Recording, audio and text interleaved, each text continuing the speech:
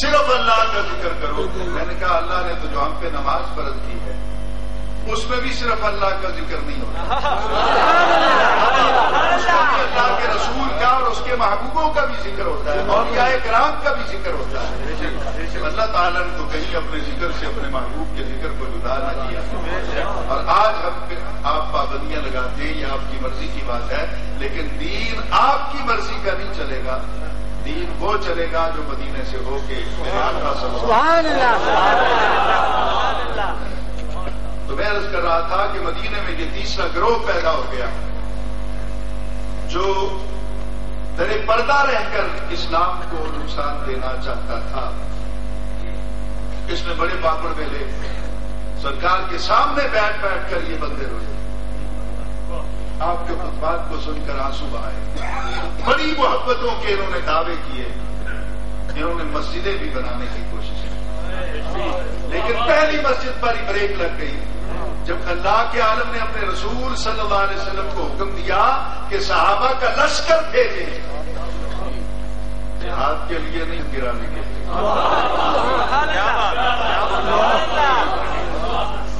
صحابہ کا لشکر گیا, اس مسجد کو گرا کے اس کے ملبے کو آگ لگا دی گئی. یا اللہ تیرا گھر جو بنائے تو اس کے لیے جنت میں گھر بناتا ہے, جو تیرا گھر بنائے تو اس کے لیے جنت میں گھر بناتا ہے, اور یہ گھر تیرا ہے اور تو اس کو گرانا چاہتا ہے. تو اللہ کے عالم نے جو کچھ قرآن پاک میں کہا اور جس طرح پھر صحابہ کرام کو بھیج کر مسجد کو گرایا گیا اور ملبے کو جلایا گیا, اور ایک عرصہ دراز تک جب بھی کسی صحابی کو وہ زمین الاٹ کی گئی تو اس نے انکار کر دیا. یہ ہسٹری پڑھ کے دیکھیے اللہ پانی پتی نے کیا لکھا ہے اور مفسرین کرام نے اس حقیقت کو کس طرح بیان کیا ہے. تو میں جو بات کہنے چلا ہوں وہ یہی ہے, حضور بات ثابت اس طرح ہوتی ہے کہ خدا نے کہا کہ میں اس اپنے گھر کو کیا کروں جس میں میرے محبوب کا ذکر, جس میں میرے آقا صلی اللہ علیہ وسلم کی ذات میں عیب نکالے. میں اس گھر کو کیا کروں گا, اس گھر کو آگ لگا دو تاکہ قیامت تک کے لیے یہ اصول قائم ہو جائے کہ خدا کا گھر وہی ہے جس میں خدا کے ذکر کے ساتھ مصطفیٰ کا ذکر, جس میں اللہ تعالیٰ کی اتھارٹی اس کے اختیار کو بیان کرنے کے ساتھ ساتھ قرآن و سنت کی روشنی میں نبی کریم صلی اللہ علیہ وسلم کی عظمت اور آپ کے اختیار اور آپ کی اتھارٹی کو بھی بیان کیا. اب حضور کی محفل سجنے لگی, لوگ دور دور سے آ کر سرکار کی محفل میں بیٹھنے لگے. اب جو بھی آ جاتا جناب صدر کس کا جی چاہتا کہ وہ سرکار کے پاس سے اٹھ کے چلا جائے. سرکار کا حسن, پھر حسن کلام, پھر حسن اپنا محفل میں بیٹھنے کے آداب, وہ پھر سب کے ساتھ پیار. ہر کوئی یہ سمجھتا تھا حضور والا کہ شاید نبی مجھ سے زیادہ پیار میرے ساتھ, زیادہ پیار میرے ساتھ. ہر کسی کا محفل میں بیٹھے ہوئے ایک مرتبہ کی بات ہے, گجرا چھوٹا سا ہے جس میں سرکار بیٹھے ہوئے. آج وہی محفل لگی, محفل جو سائی وہاں لگ گئی تو 10 آدمی سمٹ کے بیٹھ سکتے تھے. وہ بیٹھ گئے. ایک اور ساتھی آئے اور دروازے پہ کھڑے ہو گئے. سرکار کی نظر اٹھی, آپ نے کہا تم بھی اندر آ جاؤ. عرض کی حضور اندر آئے, کہا وہیں بیٹھ جاؤ. کہا حضور یہاں میرے ساتھیوں نے جوتے اٹھا بیٹھنے کی جگہ نہیں, سائڈ پہ ہو کے بیٹھ جاؤ. کہا حضور صرف سننے نہیں آیا, دیکھنے نہیں آیا.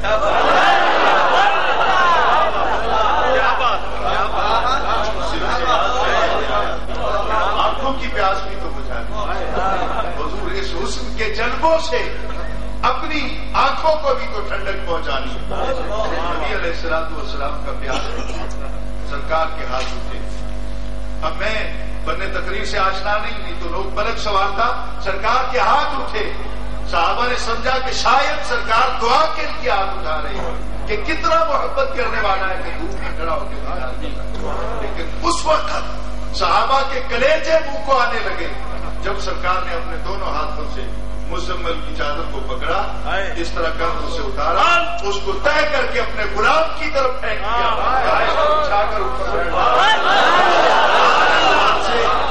جیسے سرکار کی زبان سے یہ الفاظ ادا ہوئے کہ اسے بچھا کر اوپر بیٹھ جاؤ، حضرت بلال برداشت نہ کر سکے، اٹھ کے کھڑے ہو گئے، بدن کانپنے لگا، صدیق اکبر اٹھے، بدن کانپنے لگا، آواز دے کر کہا او بھائی خیال کرنا، تو جانتا نہیں یہ چادر کس کی ہے، تو جانتا نہیں یہ چادر کا مقام کیا ہے، اس کا مرتبہ کیا ہے، اس کا شان کیا ہے۔ تو وہ جو باہر کھڑا تھا اس نے اپنے ساتھیوں کو کیا جواب دیا، صرف تم ہی پیار کرتے ہو، میں نہیں کرتا، شاید یہ جملہ میں کہیں اور کرتا ہے، اس کے ساتھ ہوتا ہے، صرف تم پیار کرتے ہو کیا میں نہیں کرتا، صرف تم غلامی کرتے ہو میں نہیں کرتا۔ اس نے اس چادر کو تہ کر کے کتنی بار سینے سے لگایا، کتنی بار چوما۔ میں پوچھتا ہوں مولانا، ان چادروں کو چومنے کا ذکر قرآن کی کس آیت ان چادروں کو چومنے کے لیے نبی نے حکم دیا تھا، نبی نے تو کہا تھا نیچے بچھا کے بیٹھ کر، اس نے چومنا شروع کر دیا۔ بتاؤ مولانا، اگر حق کو صداقت کے نمبردار ہو تو اس صحابی نے حکم رسول کی خلاف ورزی کی یا نہیں کی؟ سرکار اس پہ ناراض ہوئے یا راضی ہوئے؟ تو سرکار اس پہ راضی ہوئے، آپ کی آنکھوں سے بھی آنسو نکل آئے اور شکر ادا کیا مولا کا کہ مولا کیسے کیسے غلام کو کیسے کیسے چاہنے والے کو وہ چوم رہا ہے، سینے سے لگا رہا ہے۔ سرکار نے کہا نیچے بچھا کے بیٹھتے کیوں نہیں ہو؟ عرض کی حضور جس چادر کے سائے کے نیچے حشر کے تپتے ہوئے میدان میں نے کھڑا ہونا ہے، میری اتنی اوقات نہیں ہے کہ میں اسے نیچے بچھا بس حضور آپ کا نام فرماتے رہے، مجھے کوئی تھکن محسوس نہیں، مجھے باہر کوئی تپش، کوئی تھکن، کوئی دکھ محسوس نہیں ہوتا۔ اور میں یہ سمجھتا ہوں کہ اس صحابی نے بالکل قرآن کے عین مطابق یہ کلام کیا، سنیاں چلتی رہیں تو دکھ نہیں ہوتا۔ میں نہیں سمجھا والا سنیاں چلتی رہی، تتانا اے دیا ہونا اصابیہ ہونا نہیں ہے۔ یہ پڑھنے والے جو ہیں اسٹوڈنٹ جو ہے وہ اپنے اساتذہ سے پوچھئے گا، اصابیہ ہونا نہیں، اے دیا ہونا ہے، انگلیاں نہیں، ہاتھ کٹ گئے، خون رشتہ رہا، زخم بڑھتا رہا، نہ درد نہ درد کا تصور، کوئی چیز، نہ کوئی آنکھوں سے آنسو، نہ چہرے پہ دکھ کے آثار، درد محسوس نہیں ہوا۔ کیوں؟ سامنے یوسف علیہ السلام ہے، جس کے سامنے یوسف علیہ السلام کے بھی آقا ہوں۔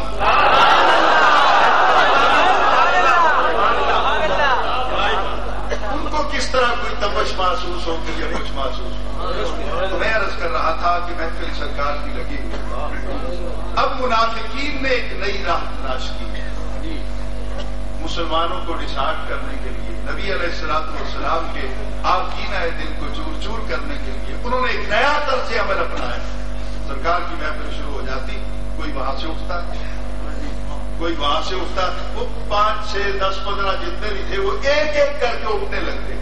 نئے لوگ جو آتے مدینہ وہ دیکھتے کہ یار وہ آدمی بھی اٹھ گیا ہے، وہ بھی 15 16 لوگ اٹھ کے چلے گئے تھے، شاید یہ محفل کوئی اتنی اہمیت کی حامل نہیں ہے، چلو ہم بھی چلتے۔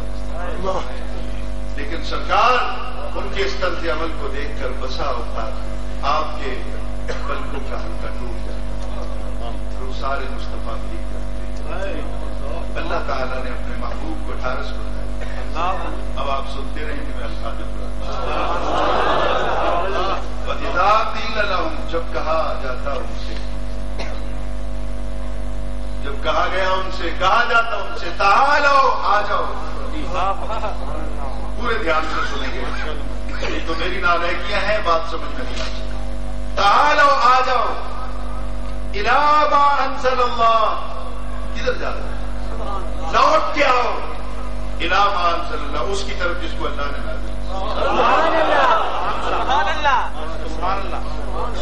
سب جو کچھ میں 28 برسوں میں سمجھ سکا ہوں آج آپ کی سماعتوں کی نظر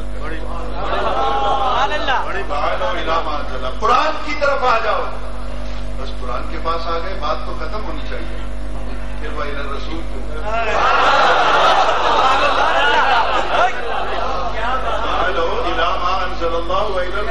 جملہ آ جاؤ انعام رسول، قرآن کی طرف آ جاؤ۔ جب قرآن کی طرف آ جائے پھر کسی کی کیا ضرورت؟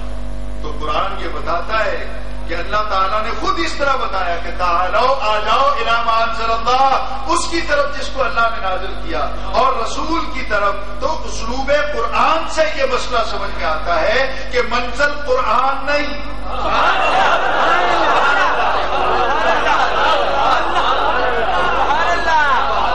منزل صرف قرآن نہیں، منزل ہے مدینہ، منزل ہے قدم مصطفیٰ، منزل ہے دربار مصطفیٰ۔ تو رب کہتا ہو قرآن کی طرف اٹھاؤ قرآن کو اور کھول کر پڑھو، سمجھنا چاہتے ہو تو ویل الرسول، رسول کے طرف۔ آج جو بڑا شور مچاتے ہیں قرآن قرآن قرآن، میں ڈنکے کی چوٹ پر کہتا ہوں کسی کوٹ میں آ جاؤ، کسی بازار میں آ جاؤ، بغیر میرے آقا صلی اللہ علیہ وسلم کے قرآن سمجھ میں آئے گی۔ میں صرف ایک مثال عرض کروں گا، علماء کی موجودگی کے اندر جسارت کرتے ہوئے مجھے شرمندگی محسوس ہوتی ہے۔ یہ حضور والا پہلا پارہ ہے، سورۃ البقرہ کا پہلا رکوع ختم ہو گیا، دوسرا شروع ہو رہا ہے، یہاں پہ ہے